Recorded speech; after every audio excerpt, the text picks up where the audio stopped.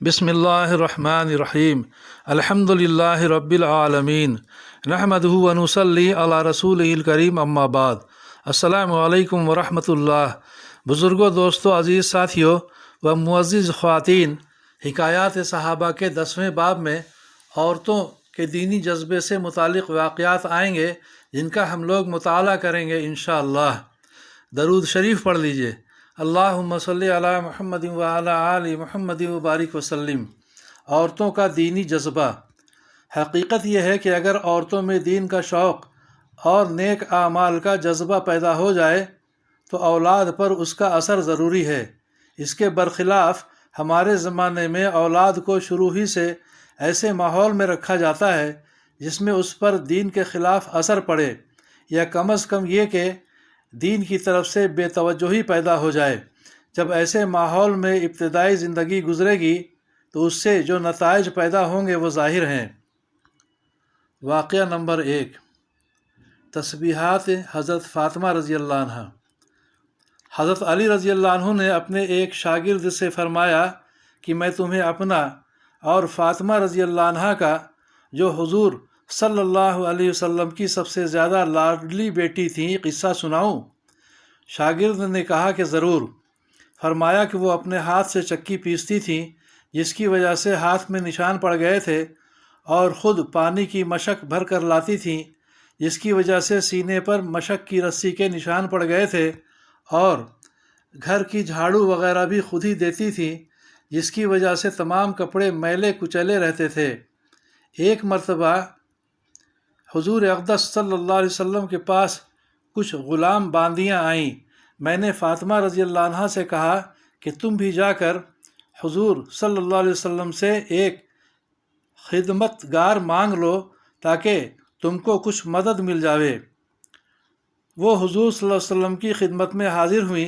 वहाँ मजमा था और शर्म मिजाज में बहुत ज़्यादा थी, इसलिए शर्म की वजह से सबके सामने बाप से भी मांगने में शर्म आई, वापस आ गईं।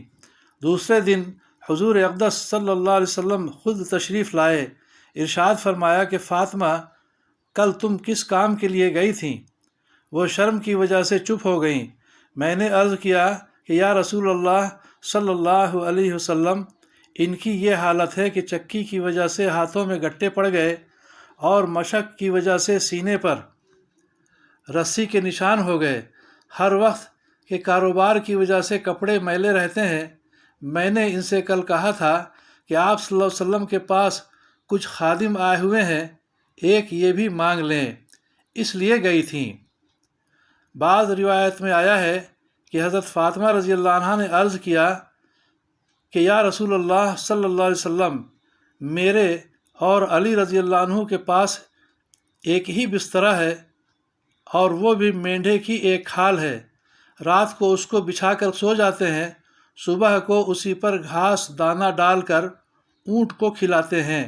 हुज़ूर सल्लल्लाहु अलैहि वसल्लम ने इरशाद फरमाया कि बेटी सब्र कर। हज़रत मूसा अलैहिस्सलाम और उनकी बीवी के पास 10 बरस तक एक ही बिछौना यानी बिस्तरा था, वो भी हज़रत मूसा अलैहिस्सलाम का चोगा था। रात को उसको बिछाकर सो जाते थे।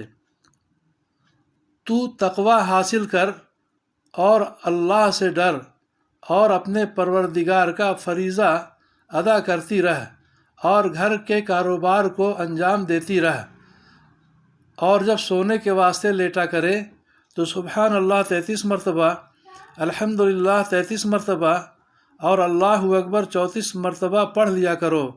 ये खादिम से ज़्यादा अच्छी चीज़ है। हज़रत फ़ातिमा रज़ियल्लाहु अन्हा ने अर्ज़ किया, मैं अल्लाह और उसके रसूल सल्लल्लाहु अलैहि वसल्लम से राज़ी हूँ। फ़ायदा, यानी जो अल्लाह और उसके रसूल सल्लल्लाहु अलैहि वसल्लम की रज़ा मेरे बारे में हो, मुझे बखुशी मंजूर है। ये थी ज़िंदगी दो जहाँ के बादशाह की बेटी की। आज हम लोगों में से किसी के पास 2 पैसे हो जाएं तो उसके घर वाले घर का काम काज तो दरकिनार अपना काम भी ना कर सकें, पाखाना में लोटा भी मामा यानी नौकर ही रख कर आए। इस वाक़या में जो ऊपर ज़िक्र किया गया सिर्फ सोने के वक्त का ज़िक्र है, دوسری حدیثوں میں ہر نماز کے بعد 33 مرتبہ یہ تینوں کلمے اور 1 مرتبہ لا الہ الا اللہ وحدہ لا شریک لہ لہ الملک ولہ الحمد وہو علی کل شیء قدیر بھی آیا ہے۔ اللہ تعالی ہم سبوں کو بھی سمجھ بوجھ کے صحیح عمل کی توفیق عطا فرمائے، کہنے سننے سے زیادہ عمل کی توفیق عطا فرمائے، ہماری پریشانیوں کو دور فرمائے، عافیت عطا فرمائے، آمین یا رب العالمین۔